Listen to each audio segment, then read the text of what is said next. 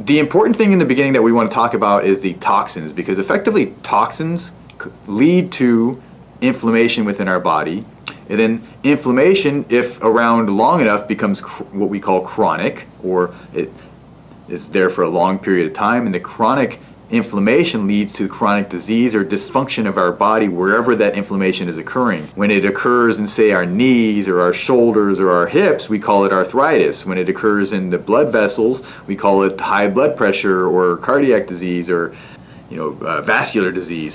When it occurs in the kidneys, it's nephritis, or hepatitis when it's in the liver. The term itis, as in arthritis or hepatitis, refers to inflammation. So inflammation is around long enough leads to the chronic disease.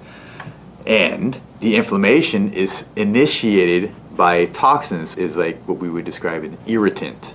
So it irritates the body somehow. If you can think of this as an analogy, what happens on one level of existence also happens on lower levels of existence. When you are irritated from a personal standpoint, the individuals would irritate you, and if at first you have a little bit of irritation, your mood might be able to stabilize and you're okay. But if you get irritated and you continue to get irritated, eventually you get upset, angry, and you get very inflamed, right? So at a cellular level, what happens is the toxins come into the system, they irritate the cells, and at first the body's able to adjust and perhaps avoid the inflammation and combat it. However, when the toxins continue to build up within the system, leads to chronic inflammation, and the chronic inflammation ends up leading to dysfunction of the body.